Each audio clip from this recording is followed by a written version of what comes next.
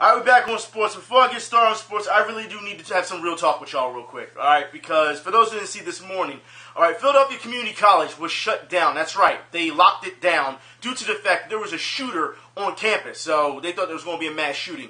I want to talk about this real quick. First off, bitch shit. Bitch shit. Complete bitch shit. I put it like this, man, all right?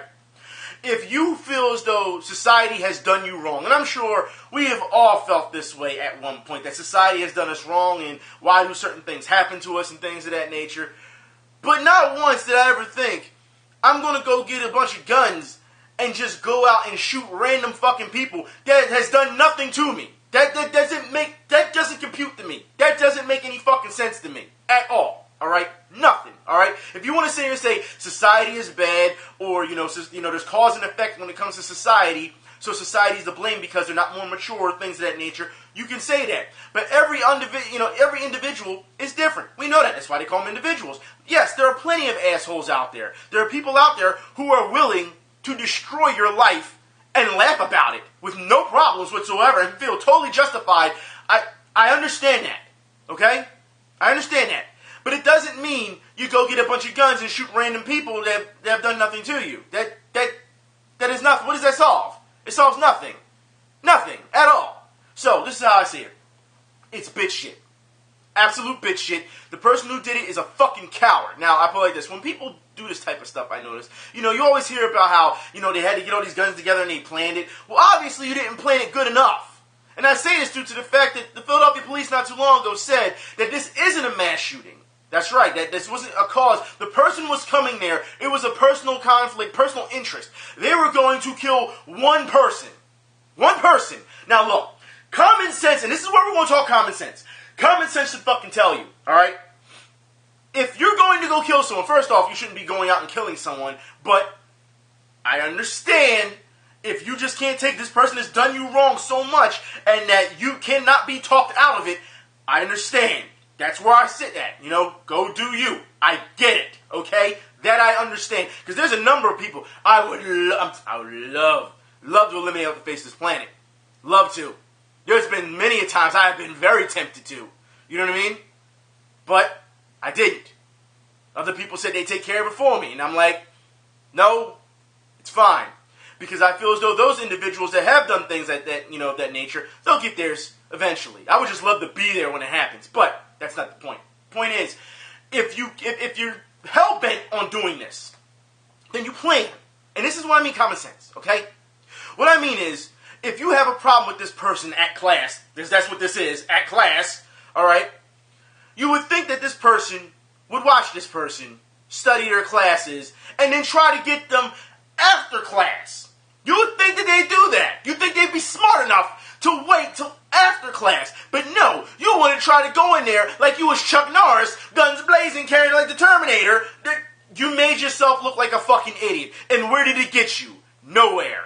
Like I said, if you were going to carry this plan out, you were 100%, no one could talk you out of it, that you were going to do this. Why didn't you plan it better, idiot? Anyways, speaking of idiots, that's all I'm going to say on this, man, seriously. Like I said, we could really talk some real shit. I'm not going to do it. Look, speaking of idiots, I want to talk about the Philadelphia Bike Coalition. Yeah, we're talking sports. Now look, Philadelphia Bike Coalition, I do not respect you at all. A number of people in this city, I would say majority of people, not just motorists, but citizens in general who walk every day, do not respect you. And you want to know why? Because you don't follow the rules of the fucking road. You don't. Now, I want to talk about this due to the fact that, remember I had said before about, the bike, track that's getting ready to get put up here and things of that nature. Now that we know that they're putting this coalition, mind you, I'm going to put the link in the info bar. Yeah, because you should see their coalition, They got people holding up signs, bikers deserve rights too. You're not following the rules of the road. And in the previous couple of months, all right, just a couple of months, and I walk a lot in the city, okay? So when I see bikers, dead red, it's been red for a while, dead red, and you're still deciding, I'm just going to ride my bike on through. That's right. We're not talking people who do that Philly bike share shit, who rent bikes and ride them, because they really don't know the rules of the road and things of that nature. No, we're talking about bikers who do this every day, who have their bike lanes, because, God forbid, if you didn't have your bike lanes, you'd cry about it. And then you want to be respected as real motorists, but don't want to follow the rules of the road. In the previous couple of months, I've seen pregnant women almost get hit. Children almost get hit. Mind you, these are people who have their right of way. They have the green light. They're walking. They have the right of way. And the bikers come so close to hitting them. And then when they say something to them, of course the biker wants to talk shit to, especially the pregnant woman, talk shit to the pregnant woman, but you're still riding your bike, right? You just keep going. You're talking shit, but still riding. You really don't want that conflict. You don't. And I've noticed that when these type of bikers, it's always these fucking hipsters. It's always. I don't care if you're a courier, a service. I don't care if you're riding just for enjoyment. I don't care if you're riding for exercise or whatever. Follow the rules of the road. Because I'm telling you now, and you can use this video as proof if you need to for a future case. And I'm saying future case if you don't hear what I'm saying. Because I swear to God, the next biker who gets close enough, dangerously close enough to hit me, I am clotheslining them right the fuck off their bike. I'm tired of it. I'm sick of it. Every day I see this type of shit. Not just, like I said, not towards me, but to other people as well. I'm so sick of this. Don't sit here and bitch and moan about how you want equal laws and equal rights as motorists when you don't follow the rules of the road. And the thing is, in Real Sports Brian Gumbel, they just did a special not too long ago on how in other countries, bikes really, they dominate the rule, they dominate most of the road. And that they can, if they, with the right laws in place and people acting mature and acting responsible, it can work. They did that. They showed that on Real Sports Brian Gumbel. However, here, no, people just think they can do whatever the fuck they want. Guess what? There's going to be some consequences to that shit. I'm telling you that right now. But it's got to stop. So if you're going to make this website and try to get all these bikes and everything together, look, you got to do baby steps. You got to crawl before you can walk. And if you can't get, like I said, the majority of the time I see people who ride bikes, they don't follow the rules of the road, as opposed to the minority of folks who do follow the rules of the road. There are some who do. I'm not going to sit here and say they don't. But the majority I've seen in the previous couple of months, they just don't give a fuck. Not at all. They're going to do what they want. With their little tights on, and I'm telling you, I've seen this too much in their little North Face jackets. I'm so sick of this. It's this simple. Like I said, if you cross me, if you get dangerously close to me, I'm not saying, oh, well, if I'm crossing the street and you're going around me, you know what I mean, you're making an effort to go around me, I'm going to do something. No, you're making an effort to go around me, even though you should be still trying to follow the rules of the road, idiot. You're making an effort to go around somebody. That's different. But if you don't give a shit and you come dangerously close, there's going to be a problem. There's going to be a serious problem. Not too long ago, a couple weeks ago, a biker cut off a car?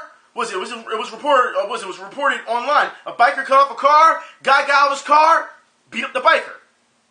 And people was like, oh, that's not cool. No, no. Because he's not following the rules of the road. And you should know road rage. And at this point, especially in Philadelphia, where you get shot just for looking at somebody wrong, you should know, no.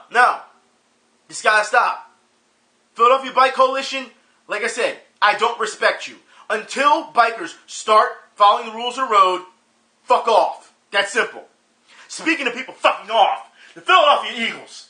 Let's just get into this. I'm beyond what happened on Sunday.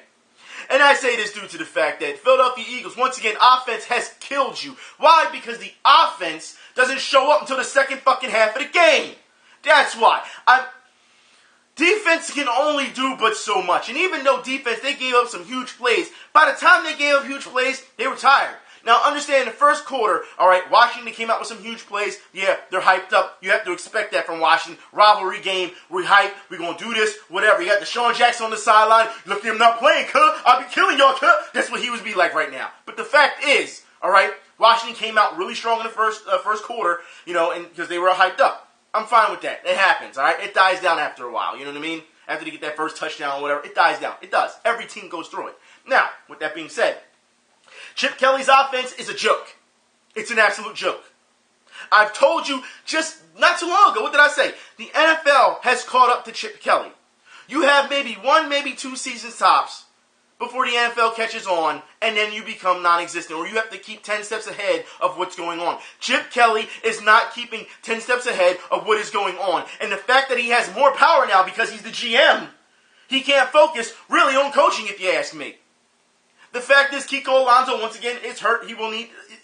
And I know a lot of people say, but he's a good player. Did you see that one catch? I don't give a shit. shit about that one catch. If this guy's going to be hurt, then how does that help us? It doesn't. Not to mention the number of players who have been hurt throughout these previous couple of weeks. It doesn't help any. So the next player has to step up. However, you have to understand, defense is constantly on that damn field, man. They tired. So giving up points and carrying out... Well, DeMarco Murray, not too long ago, came out and said they don't get the ball enough. I agree. We just talked about this last week, how we really didn't even need Murray, to be quite honest. You're paying this guy, what, $40+ million, and you're not giving him the fucking ball? You're not letting him run north? You know what I mean? Just straight up, he's a power back. Don't have him run to the side. Stop this quarterback option shit. Let him run. Do you want someone to just be evasive and just, and dip out like that? Then that's what you use Sproles for. And then you have that power with Matthews as well, because he's still young. But DeMarco Murray does not run that way. You know that. And yet you still want to play this game, Chip Kelly.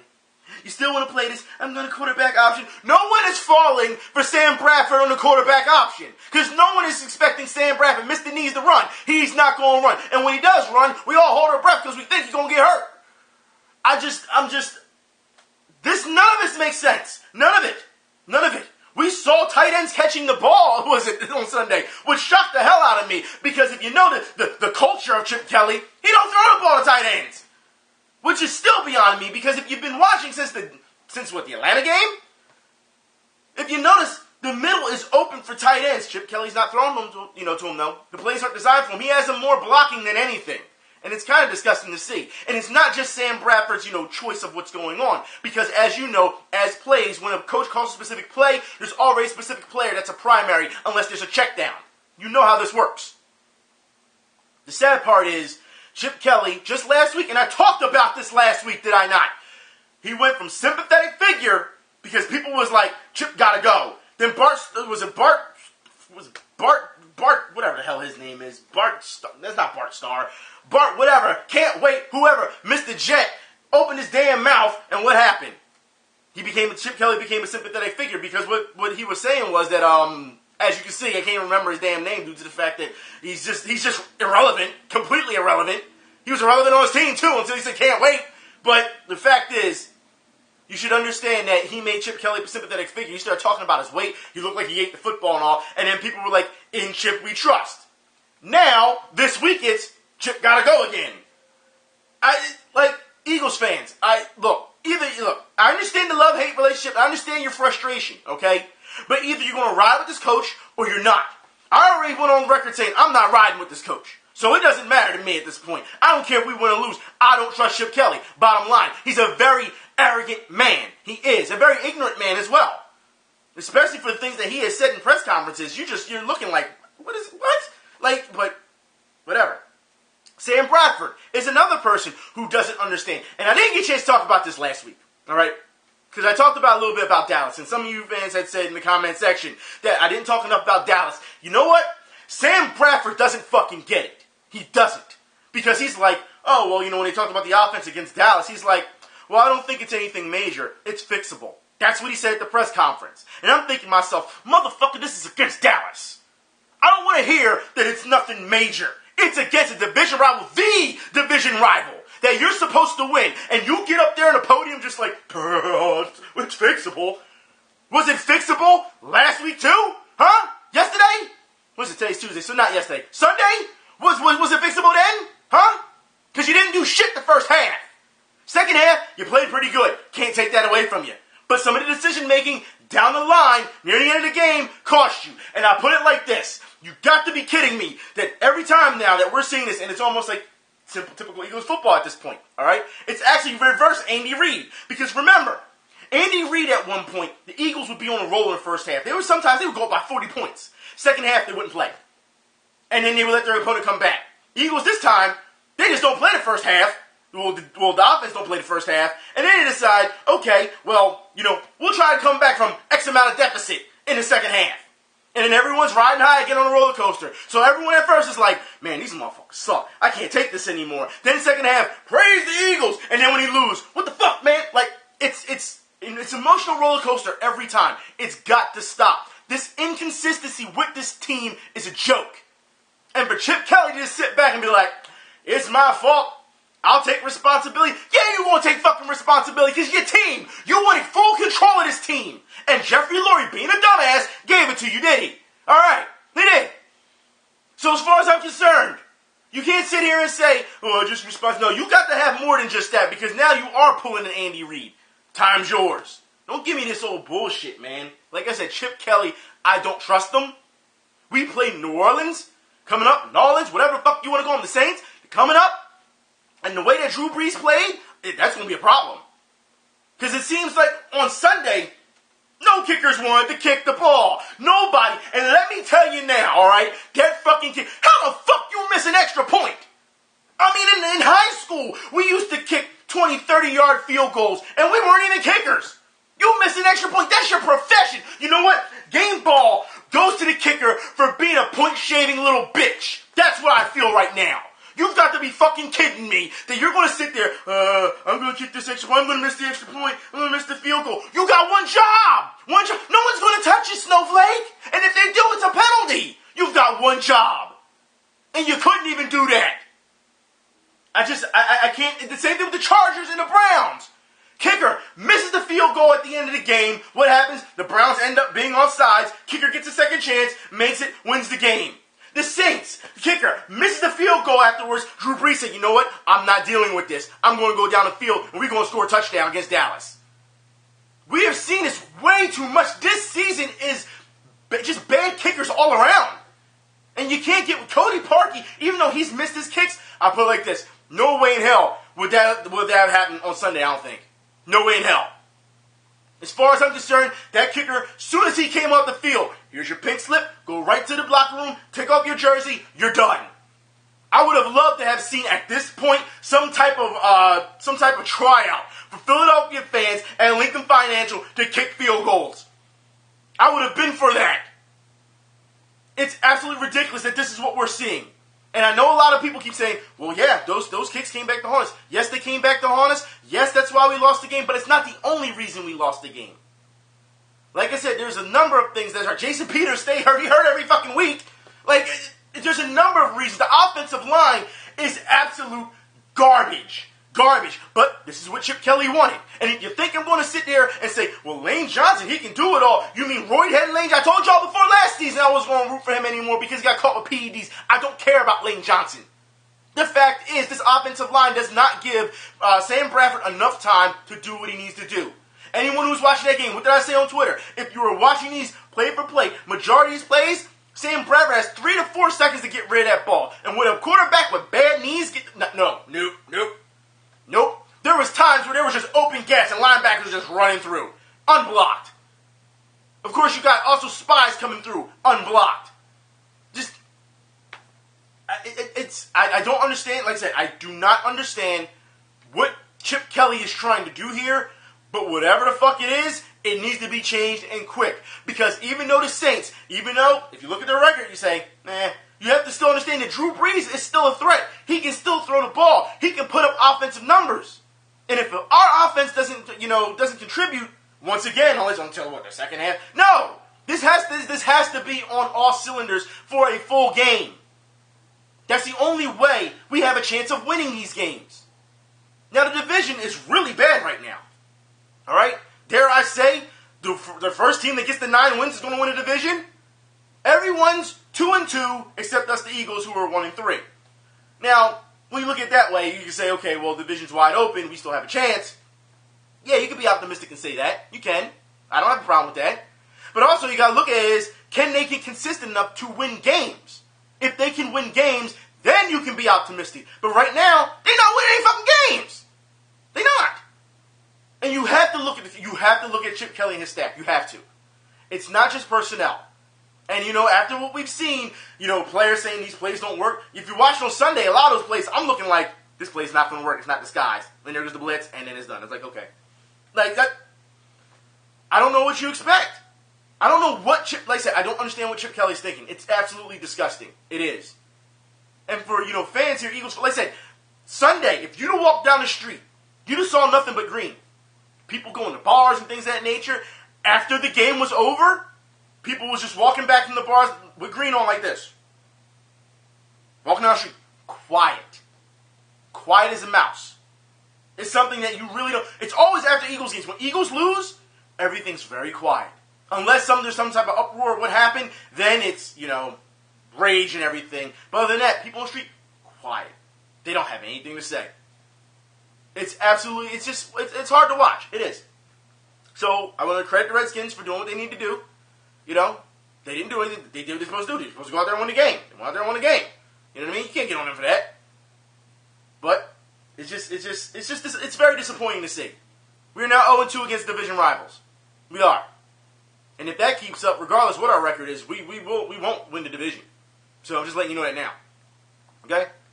However, I will play this speaking of disappointing. I want to talk about Chelsea versus Southampton. I'm not going to talk much about the play due to the fact that it was disappointing as it was. You saw what it was, all right? Diego Costa did not play, okay? We know that. Oscar's out there flopping like a fish. Hazard is not doing anything. Willem, he's like the only person doing something off of free kicks. Ramirez, he's trying his hardest. Remy's trying his hardest. But they're not getting back on defense. They're not. And that's the problem. For a person like Mourinho, all right, to pride himself off of defense and to lose fuck you. That's how I feel. What did I say last week, Mourinho? What did I tell you? I said all you have to do is stop talking to the fucking media because you give people ammo. And what did you do after the game? Your team's performance today. Look, I think you know me, and I think I don't run away from responsibilities. I think, first of all, I want to say that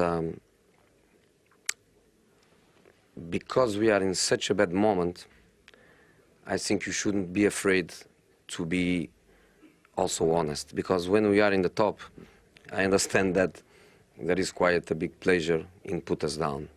But when you are so down, I think it's time to be a little bit honest and to say clearly the referees are afraid to give decisions for Chelsea. The result 1-1 is a huge penalty, and once more we don't get. And a penalty is a crucial moment in the game with the result 1-1. And I repeat, if the FA wants to punish me, they can punish me. They don't punish other managers, they punish me. It's not a problem for me. But I want to repeat because I think my players deserve it. Chelsea fans deserve it. I am a Chelsea fan too. And I want to say it again. Referees are afraid to give decisions for Chelsea. Why? Because when they give, there is always a question mark from you. There is always a question. There is always a critic. So we are always punished. We are punished because Diego Costa is suspended with images. In other matches we see the same thing and doesn't happen. Clear penalties are not given, and with us is one and one and one and one. And even in the Champions League, in a match we lose 2-1, even in the Champions League, which is a game with not 3 officials but with 5, we are not giving a penalty in the last minute. And this penalty in this game today is more than crucial. Do you know why? Because my team in this moment, the first negative thing that happened, the team collapsed. The team mentally, psychologically, the team is unbelievable down. It looks like good players are bad players. And the first half was a game where we didn't show our quality, but we were in control. We were more than in control. And one mistake, lack of concentration, one goal, and you arrive at halftime. In normal circumstances, you come to the second half and you do your game. I told the players at halftime, no panic. We are not losing 4-0. Is 1-1, no panic. The team comes with a good spirit. We have a penalty, and the penalty is a giant penalty, and he was afraid to give, like everybody else is afraid to give.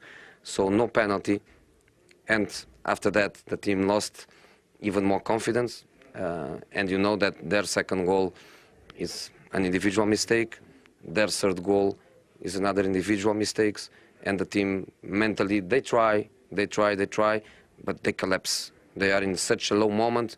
You're kidding me, right? This is some type of fucking joke, right? Some type of sick joke, right? Am I right, Mourinho? That you would come out and say some shit like this? All right, let's break this down, okay?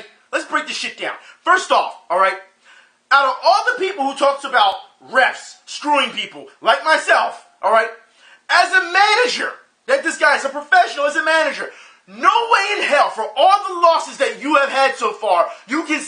say it's the refs.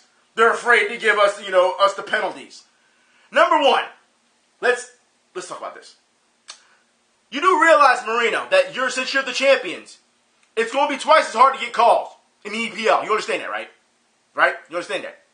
And yeah, it should be fairness all around, but you should know that, right? This is not like the NBA, where you can sit and say, well, ref, this guy just failed me, are you paying attention? And then said superstar gets the call. This is not the NBA. This is the EPL, okay?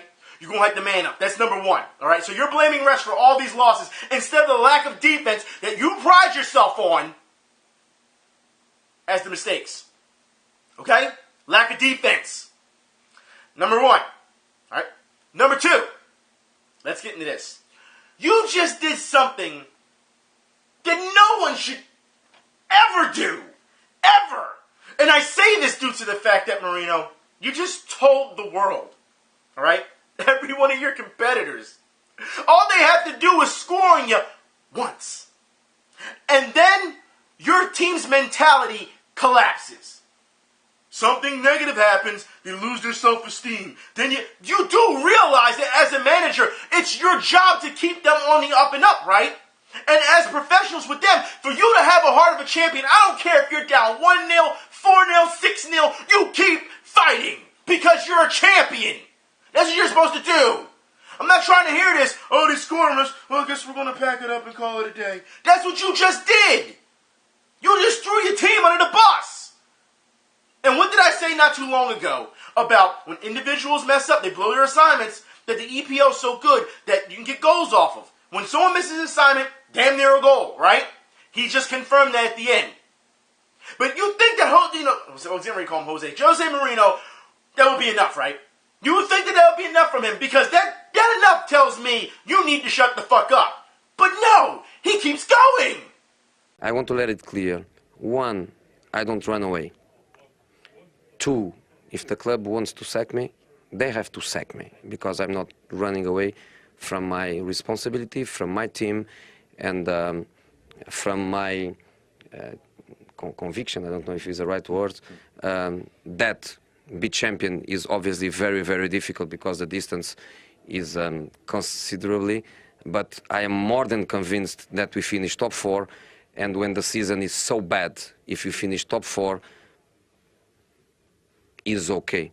Third, even more important than the first and the second, I think this is a crucial moment in the history of this club. Do you know why? Because if the club sacks me, they sack the best manager that this club had, and secondly, the message is again the message of bad results. The manager is guilty, and this is the message that not just these players, but the other ones before, they got during a decade. I think this is a moment for everybody to assume responsibilities. I assume my responsibilities. I think the players should assume their responsibilities. There are other people in the club that they should also assume their responsibilities and to stick together. And this is what I want. What I want. The players, they still have to play until the end of the season with the gold champion thing in their shirt, and I want to work as always. I consider myself, that I have a big self-esteem and a big ego. I consider myself the best, living the worst period of my career, the worst results of my career. Doing that as a professional hurts me a lot. Doing that at Chelsea hurts me twice, because it hurts me as a professional and hurts me because I like this club very, very much, and it was because of that I come back. So I want to carry on. I want to carry on, no doubt, and I assume my responsibilities, but I think it's time for everybody to assume their responsibilities, because when you go down to so many individual mistakes and fear to play, they have their responsibilities. Are players that are performing really, really bad individually. I cannot come here and say you and you and you and you is not my job, but I think it's clear. I think it's clear that we are being punished by too many individual mistakes, and as I was saying, sadness brings sadness. Bad results, they attract bad results. The first mistake is just the first, because after comes another one. This team needs to finish the first half winning 2-3-0. with the fears disappearing, coming to the second half and play with the free brain, with the free spirit. This is what this team needs, and unfortunately for them, this is not happening. And you just said that the team has a fear to play. You just said the team's scared to play. Are you serious? This is what you said. And here's this within all that. You know what this sounded like? Please don't fire me. Please don't. That's what it sounded like. You're sitting here and saying that the team has a fear to play, scared to play, throwing them under the bus again, okay? And then turn around and say, well, you know, we're not going to be champions this year, but top 4 is doable. We should just, you know, just be happy with that after the way the season has gone. For a person who's supposed to be all about winning, and like he said, he's got a big ego, he thinks he's the best, why would you even consider saying, well, top 4, that's okay. You wouldn't settle for that. You'd say it's unacceptable to be top 4 because we should be champions. That's what you would say. That's what a champion says. They don't settle for less. But it's okay if we make top 4 with the way the season is and individual mistakes, and as soon as we get scored on, they lose their confidence and they're afraid to play. What the fuck is wrong with you? Stop talking to the media. Stop. That's all you got to do.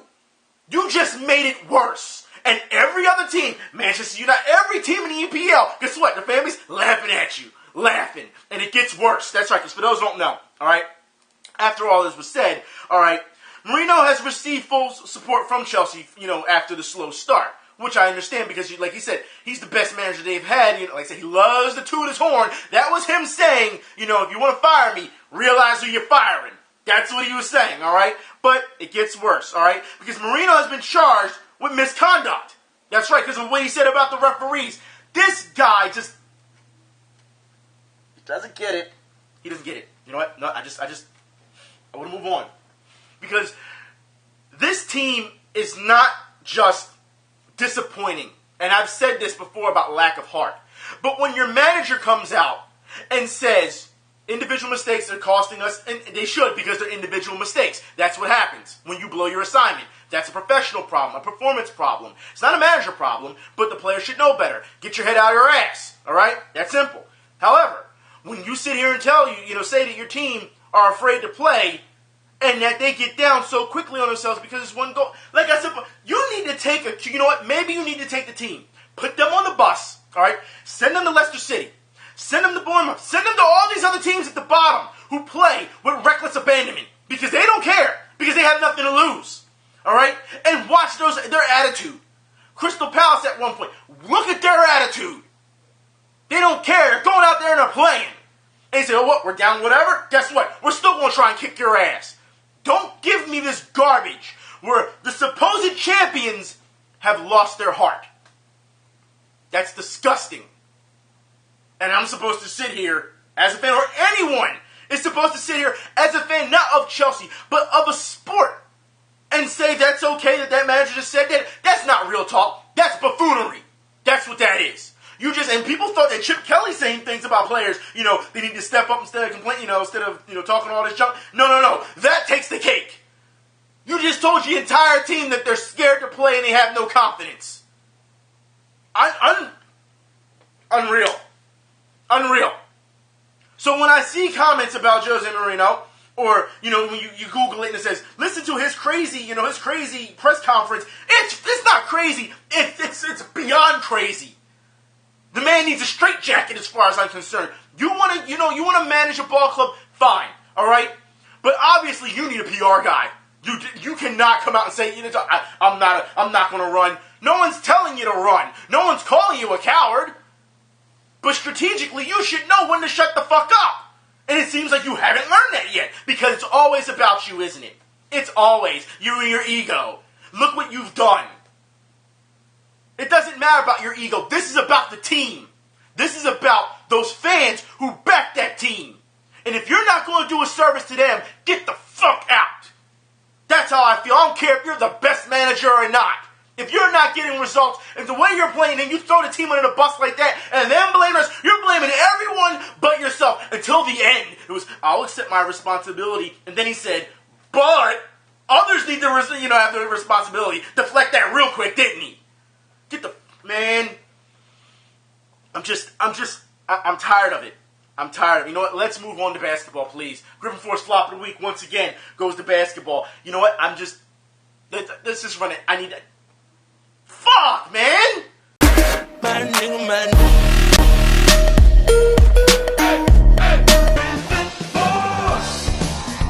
NBA action and ghost contact. It's fantastic, isn't it?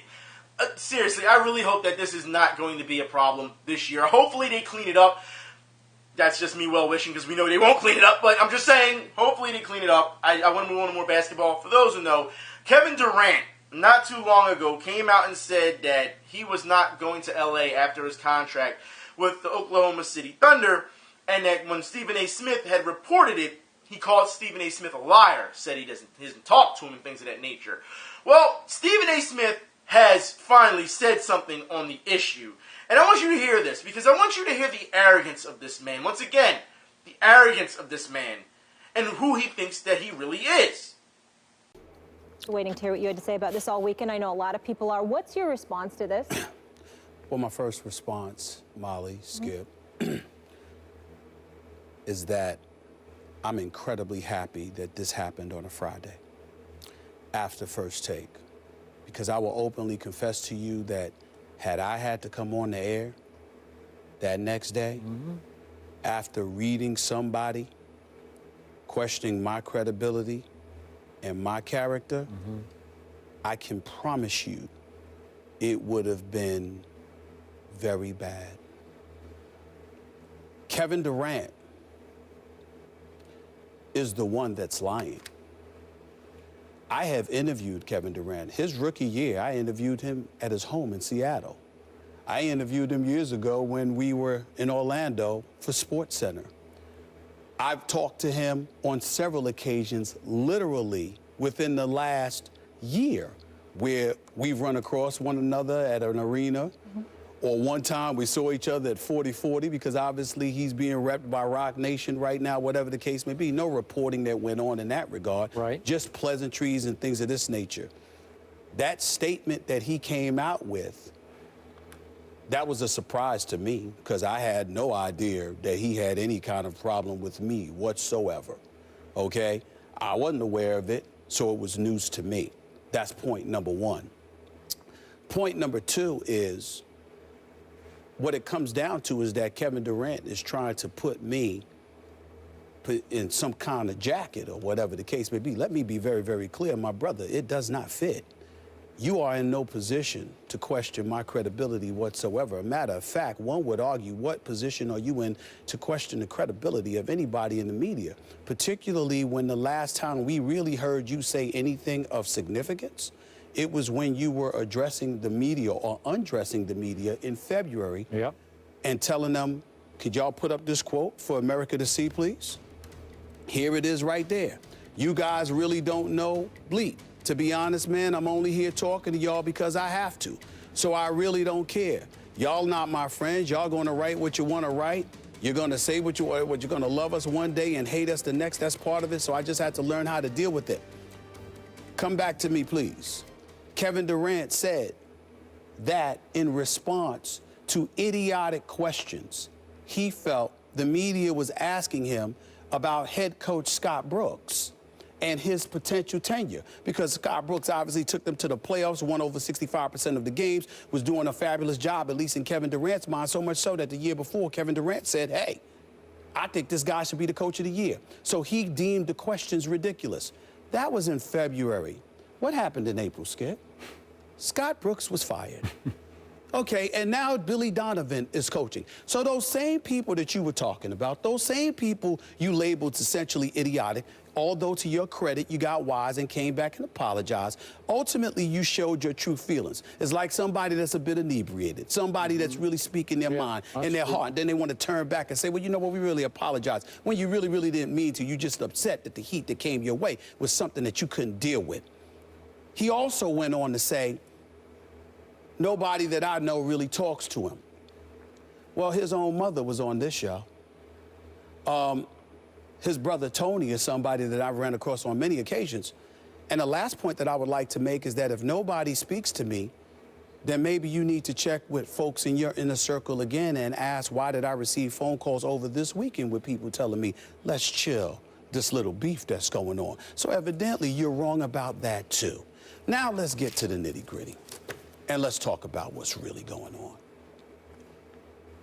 I sit here today incredibly offended by the personal attack that this man has put against me. Even in the midst of all of that, let me tell you, Skip Bayless, Kevin Durant is a good dude. His family is wonderful. He's wonderful. There's nothing negative that I have to say about this person as a human being. I am addressing what he said about me. I am not attacking Kevin Durant. As I said on my own Twitter account, in response to him, the game is better when he's playing. Sure. I consider him one of the top 2 players in the world. How many times have you sat here and heard me say, Skip Bayless, I consider him one of the best professional athletes as a person I have ever met in my life. He is that decent and that good of a young man, which is why it disappoints me that I have to sit here and address him the way that I have to address him. Because the reality is that, number one, you don't know who I talk to. Number two, if I'm so wrong, why haven't you not signed an extension with the Oklahoma City to stay for years and years to come? Is it not you that alluded to how you're willing to entertain free agency? Are you trying to tell me you're not going to consider the second largest market in the United States of America, particularly with Kobe Bryant scheduled to depart? And it's clearly a home that Russell Westbrook, who starred at UCLA, might not mind going to a year after you go, if indeed that were the case. All of these things that I said make absolute sense. At no time did I say that I spoke to Kevin Durant. At no time did I say that I spoke to people in this inner circle. I recall an individual by the name of LeBron James who wasn't speaking to anybody, but who broke the story that he was going to South Beach. Since when do I need to sit there and speak to people that you deem trustworthy individuals to find out what is going on with you? Which brings me to the issue that I unapologetically, not shy about it, and more than willing to address. Let me say this, because I know that we as reporters don't like to say this because it comes across as, you know, a bit boisterous or whatever the case may be. I'm sorry, Skip Bayless. My career spans 20 plus years. How many reporters do you know has broken as many stories as I have? All of these folks that want to talk about me, Washington Post picking up the story, USA Today picking up the story, reputable publications. I'm not calling out anybody. I'm just addressing people who are willing to call me out. Are we willing to put my resume up against the people who talk about me? I welcome that. I know it's not popular to say, but this thought process that says, hey, well, you know what? He's just somebody who runs his mouth. I don't show up at NBA arenas. I'm not on the road. I'm not inside of those locker rooms. And more importantly, what I would like to ask Kevin Durant and some of the brothers who talk behind my back in the NBA that probably put him up to something stupid like this. Let me ask a question. Do you really want me to come out of this seat and go back on the scene? Do you really want to see me in an NBA arena? Because I can assure you I find out more in 10 minutes than I can get from 50 phone calls. I have proven it. Now, we can sit up here and we can debate all day long till the cows come home. I am a black man on national television with a big mouth. And I will still stand up here today and I will put my resume spanning 22 plus years up against anybody in this industry. We really want to go here? We really want to start something with me?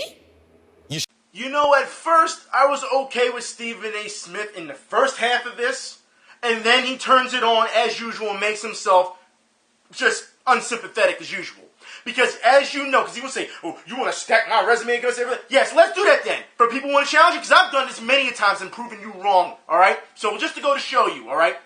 Stephen A., every time somebody criticizes you, the first thing you do is bring up your resume. Or even disagrees with you. You bring up your professionalism, your resume. Nobody cares. You want to know why nobody cares? Because people like you try to make yourselves bigger than the actual sport that you're reporting on. That's the problem, all right? This ego, it's got to go. And anyway, that's why reporters don't say anything. Because you know, without those athletes, you don't have anything to report. Who are you? Now, look, I'll put it like this. I don't have a problem with what Stephen A. reported. I don't at all, okay? If Kevin Durant had a problem with that, that's fine. What Stephen A. said, given what's going on with LA, given Russell Westbrook, and you say, it does fit. I'm not going to disagree with Stephen A. on that. Not at all, all right? But when you come out afterwards and you're like, do you really want me to come back on the scene? Like, is that a threat? Is that a threat? Like, what the fuck is wrong with you? Don't you understand, Stephen A., this is not your first time around the block, okay? Because last time you tried to pull some stunts, what happened, huh? You got fired from ESPN. Matter of fact, I recall a number of months ago you making derogatory comments towards women and getting destroyed on YouTube by just about every woman. I remember that. I remember you made a couple of comments towards black people about the All Lives Matter movement, not understanding what Black Lives Matter meant, and black people destroyed you on that. But you are quick to run and say, I'm a black man, what a big mouth. Well, guess what? Join the fucking club. Anybody can get on camera and say it today. Exhibit A. Okay? So as far as I'm concerned, your ego, it doesn't matter what you've done in 20 years. Maybe back then it was a problem, but I'll put it like this. When you were here in Philadelphia, when you were writing and everything and reporting, nobody in the hood read your stuff. Not because they couldn't read, but the fact that everyone already has their own opinion on sports. You can go to a basketball court right now and say, hey man, did you see First Take? You know what they say? I don't care what they think. I got my own opinions on basketball. Because that's what matters to them. Not you, not radio, not TV. And I'll say, not even YouTube. That's how it works in the real world. So you can sit here and you can keep trying to lay back on your resume all you want. At the end of the day, you are just a guy who's reporting what someone else is doing, and you are a guy who's just on TV bumping his gums. That's what you are. Because that's how you carry yourself. Now, like I said, at first, I was okay with this. Because your demeanor was good. You spoke calmly. But then, that old Stephen A. that we don't like shows up every time. Last time, remember Jeremy Lin problem? When people said it was racist to say certain things? What did you say? Well, if they don't like it, first you said, well, we don't know. Like you didn't know it was racist. And then you turned around and said, if people don't like what you gotta say, they can kick rocks. Because that's what you do. How is that professional? You don't like what I gotta say, go kick rocks. Tell me. Because, you want to keep throwing your resume in front of people like that every time somebody challenges you. Like, that's what I mean. There's one part of you I'm okay with. But that second part is absolutely ignorant.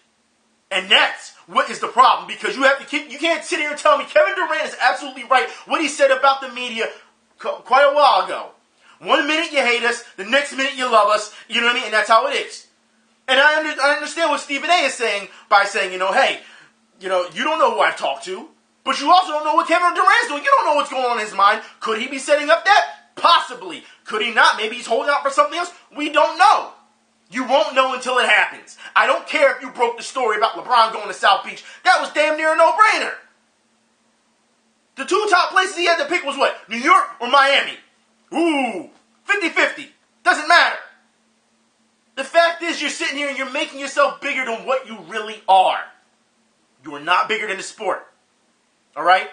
And for you to give Kevin Durant a backhanded comment, and it is a backhanded comment, I'll say this right now, he's a wonderful person, I said he's great at basketball, blah, blah, blah, which then tells me, it's like, but, that's when, it's a backhanded compliment. Stop that garbage, right now. No one is fooled. The fact is, when you said you were happy that Kevin Durant, this happened on Friday, so you had, the chance over the week because you didn't want to come on, on TV the next day and go off. You want to know why? Because you probably would have been fired. God knows what the hell you would have said on TV. It's best for you that had a couple days to cool off. The fact is, Kevin Durant had his opinion. You can have your opinion. I don't have a problem with that whatsoever. But when you start tooting your own horn, we're starting to see this a lot, aren't we? We're talking about a lot today, aren't we? Chip Kelly, Jose Mourinho, Stephen A. Smith, all of you. You all got ego problems. Are you afraid to be replaced? Is that it? I don't care about your tenure. No one here ever cared about your tenure. You want to talk about, remember when I said this and I was right? Remember when you talked about Cole Hamels not too long ago when he plugged, Bryce Harper? And you were like, who is Cole Hamels to hit Bryce Harper? Who is he? And when I had to come out and say what? Cole Hamels is a World Series MVP. You forgot that, didn't you? All right then. And now we're seeing Jonathan Papelbon and Bryce Harper fighting the damn dugout. But that's not the point. The point is, Stephen A., you do this a lot. A lot. And you know what? Your shtick, it's tired. It's old. You've done it so much that people don't even care anymore. Now, I don't know, of course. No one knows what they're saying in the NBA locker room about you.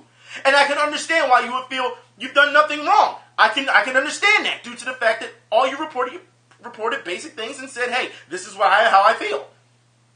Okay, that's not a problem. At least I didn't have a problem with it. But your reaction to this makes you look more unprofessional than anything.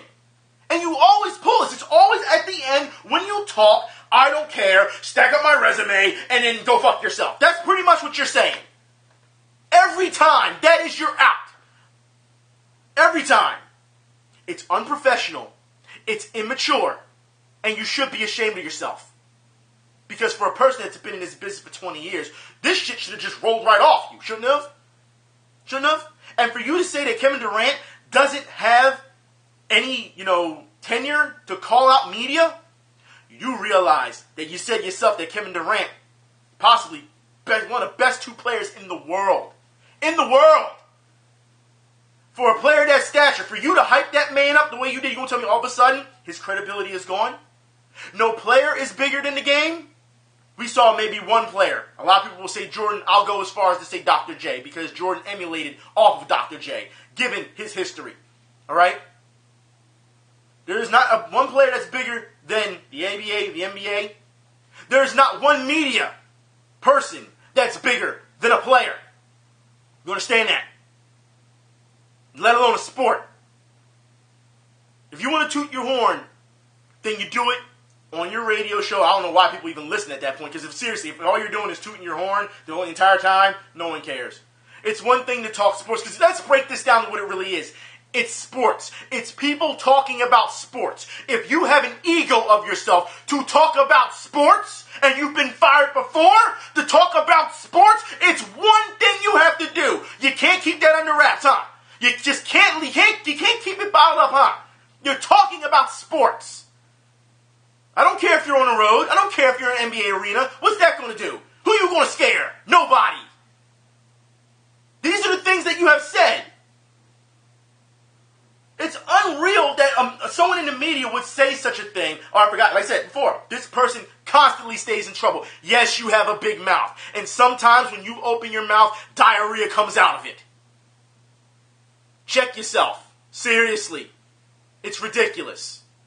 I don't give a shit about your tenure or what stories you broke. Don't care. Don't care if the Washington Post is picking it up or whatever. If that's how you're going to say something, you know what? Then you're no better than any other rapper who says, look at my jewelry, look at all this money, all this swag I got. That's what you're doing. While y'all sit and talk about me, the Washington Post is picking me up, the New York Post is picking me up, whatever. That's what you're doing. That's the equivalent of it. And if you think that's immature, then you're immature. I want to move on. Speaking of maturity, let's talk about one Raffi Torres, NHL, as we know it's coming up. Raffi Torres has been suspended for half a season for this hit.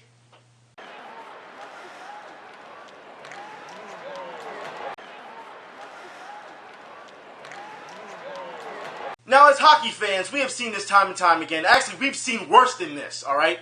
Because, let's be honest here, Raffi Torres on that hit, he didn't even leave his skates. He didn't jump up. He didn't lunge into him, all right? But with the NHL now, with their protocols and how they're trying to limit these type of hits, he got half a season for this, and then you also have to go by the player's past history. I think it's a bit much. I really do think it's a bit much. You cannot sit here and tell me that hit warranted half a season. You want to suspend the guy for a number of games, maybe a quarter of the season. I'd probably say, okay, half a season for that? And we've seen a hell of a lot worse. Just last year we saw a hell of a lot worse. No, I think it's unfair. I really do. I think the NHL really jumped the gun on this one. Maybe he can appeal it. I don't know how that's going to work. I don't think it's going to help either. I mean, then again, we saw what happened with Tom Brady. You know what I mean? Like, I put it like this. Hockey is going to be hockey. We're talking about coming from the days where guys would just sit there and punch the hell out of each other during fights. As we know now, as soon as somebody hits the ground, they'd stop it automatically. You know what I mean? The NFL, the NHL, I've said before, if you look at the audience that comes in now, completely different. It's not like hardcore hockey fans anymore. It's more of a family-oriented crowd. The music that's playing in the stadium is top 40 radio, things of that nature. The NHL is making this evolution, but I don't think it's for the best. Like I said, I'm not going to sit here and defend Raffi Torres. He shouldn't have put his shoulder into that guy. But like I said, we've seen a lot worse. And I know a lot of people say that's a cop-out for saying I don't think it is due to the fact that we've seen some monumental hits. You know what I mean? In the previous couple of seasons. I mean, I'm still looking at when Chara, that Montreal incident. And it's like, and he wasn't, nothing happened with him.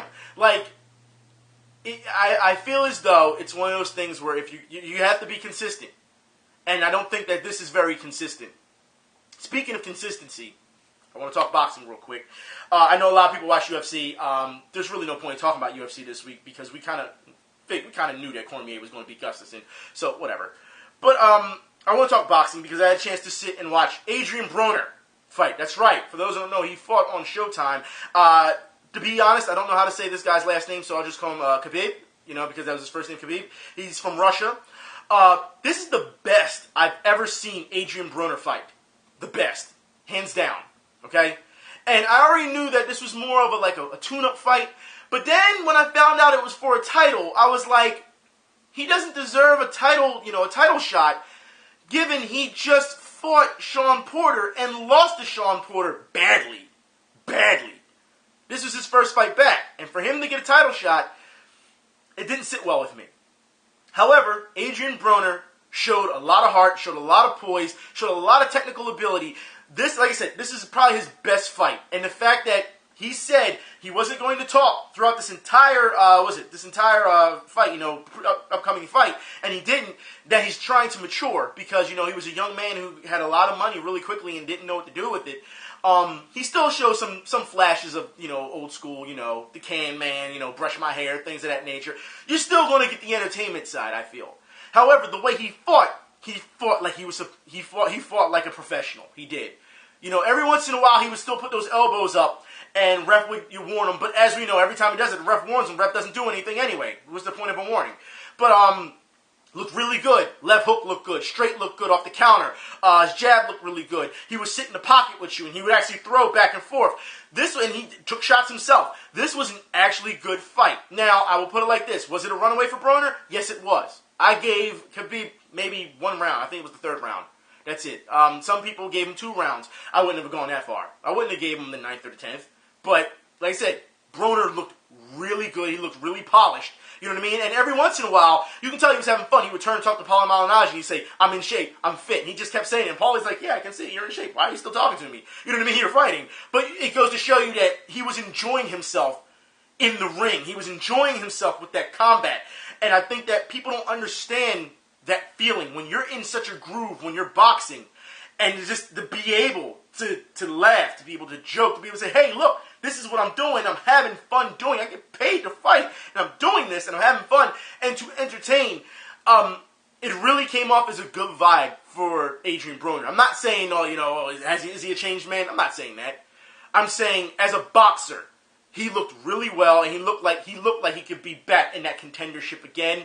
And but like I said, I think it was a little too soon for that title fight. But like I said, I want to still give Khabib the heart to come all the way from Russia. You know what I mean? To have this fight, and just let's be honest, just to get pounded on. He did. It gave him exposure, but here's the thing: he lost almost every round, so he was outclassed. He really was. I think under different circumstances, I think if he'd have fought someone more his speed, more his athletic ability, he probably could have did really well. But the fact that you're fighting Adrian Broner and he's more of a sniper, he's more of a pot shot type guy, he can put combinations together, he can get in and out fast enough. I felt as though it really was a tune-up fight. It really was a one-sided fight. And I don't know, Broner looked really good. And the fact that the way he kept his demeanor, I felt was another thing. Now, if he has his next fight, I'll watch. And if he starts acting up again, well, then I'll call him on it. You know what I mean? I'll sit here and say it again. But the fact this match was really good. It was really worth watching. It was a good boxing lesson. It was a good physical fight, too. You know, it wasn't just sitting around and running away and things of that nature. No, Broner fought. He was throwing a number of volume of punches. Like I said, he would stay and catch with you and punch back with you. He would take a couple shots himself. And I think that's something that people need to watch. I think it's one of those things. Ever since Mayweather Pacquiao, I think that boxing has awakened to what I should say more attentive to what fans have been saying about, look, you guys are not doing enough. You're just feeling each other out for an X amount of rounds, which you're supposed to do. But now they're a little bit more engaging right off the bat, and I think that's a good thing. You know what I mean? Because, like I said, you always want to make sure. I put it like this. Nobody wants to lose a round in boxing. Nobody. You can ask any boxer. No one says, I lost the first round, it's okay. No. Nobody. You know what I mean? And you say, oh, well, there's 10 rounds to this. Because you never know when a fight's going to be stopped. That's the thing. That's why you always take every round head on. You lose a round, you're going to be pissed off about it because you feel as though you shouldn't be losing a round. It's just one of those things, you know? And I think Broner came out there with the game plan. He knew what he wanted to do, and he showed. It wasn't flash. It wasn't flash.